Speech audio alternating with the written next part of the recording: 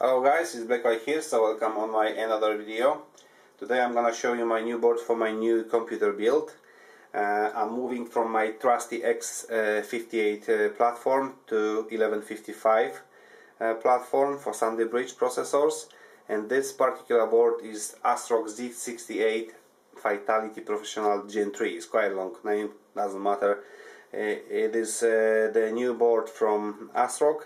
And why I choose this board? Because this is fully supporting Ivy Bridge upcoming processors and also supporting the new upcoming graphics cards, which I will tell you a little bit more about this later on. So I will be using this board along with the Intel i7 2700K processor and also 8GB G-Skill Ripjaws RAM. I've chosen them because they are red, and as you can see they will match perfectly this board, and they will match my water cooling in my water cooling loop, so that's nice. Now I will show you the board around, what we got on it and what features it has. And I will start from the top of the board. So here is the 8-pin power connector for powering your CPU. The old PWM star digital, so that should help improve the V-core stability and V-droop as well. And we got the 12+6 power phases design for this board, and all caps that are gold plated and are better than the ordinary ones that are lasting for longer. Right, so we got the socket here, 1155 of course, and we got 4 holes. All together, and you can use the coolers for 1155 sockets, and you can also use the coolers from the old platforms, which is 775. This is a nice feature, I believe, and I believe you can use this on each Asrock motherboard with 1155 socket. Right, so moving along, we got the 2 fan headers. One is 3-pin, one is 4-pin. This is for your CPU if you are using air cooler. We got 4 DIMMs for your DDR3 RAM memory.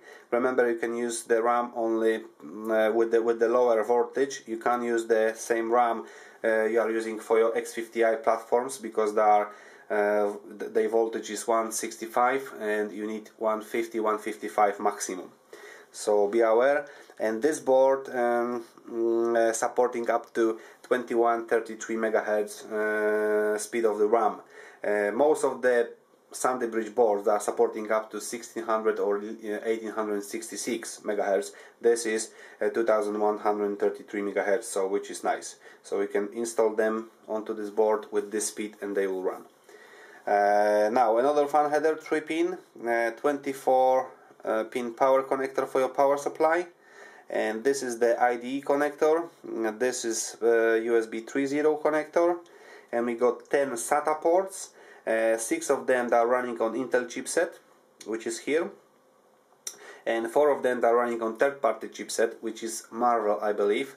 And if you are gonna use your SSD for your operating system, or any SSD on your system, I strongly recommend to plug this into the first 6 ports. So if you are using the SSD with SATA 2 connections, use those 4. If you are using the SSD with SATA 3 connection, use them, two of them, to plug the SSD, because they are fully supporting trim, and that will give you the better boot time. It will give you the better performance for your SSD, and also the better life for your SSD. So remember about that. Here we got the LCD poster, reset and power button. We got the BIOS chip here, only one unfortunately, so I'm quite disappointed, because for that price they should put the dual BIOS, to be honest, but it's only one. And here we got the front panel connectors, another 2 fan headers, one 4-pin, one 3-pin, Firewire, 2 USB ports. Another thing, I'm disappointed because I need them, 3 of them, as I'm using 4 USB ports on my PC case on the front panel, so I need to plug them here, and I'm using Acquire 4.0, which need to be plugged into the USB port as well. So I have to do something. I will resign from 2 USB ports on my front panel on my PC case. Right, so here is the COM1 port and your floppy port if you are using one, and here is the HD audio for your front panel connection. Now, 3 PCI Express slots. First is 16 times, second 8 times, third one 4 times. So if you are using, if you are gonna using your SLI setup or Crossfire setup, you are able to run them only at 8 mode. And all those PCI Express slots that are 3.0, and that means they are fully compatible with the upcoming graphics cards, and we should see the AMD cards soon. I'm not sure this year, but you know, probably first quarter of 2012, and then later on we should see the new NVIDIA cards sometimes in the middle of the 2012, I believe. So that's why I've choose this board, because it's fully supporting Ivy Bridge and the new graphics cards. Right, so I think that's it. No, it's not that's it. It's another fan header for your fan. So you got 6 of them all together. You can plug up to 6 fans into this board. And now I will show you the I/O panel. So as you know, the Z68 boards, they have built-in graphics cards onto them. So we got the VGA and dual HDMI connectors. You can run up to 2 monitors on this board without using any graphics card.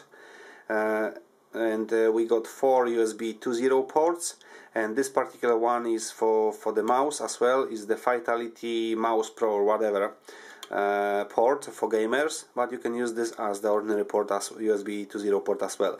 We got 4 USB 3.0 ports, Firewire and external SATA, dual gigabit Ethernet ports, PS2 port, and 7.1 audio, including the optical connector. Also, which is very nice and convenient, this is the clear SOMOS. That means if you are overclocking or something will go wrong with your BIOS, you don't have to move the jumper on the motherboard. You can use this button, just press it, hold it, and you will reset your BIOS. Sorry. Okay, so I think, guys, that's it. So hopefully I will make another video next week sometimes when the build is ready. I'm not sure, but stay tuned, please. So definitely I will do something. And for now, I thank you for watching, and see you next time.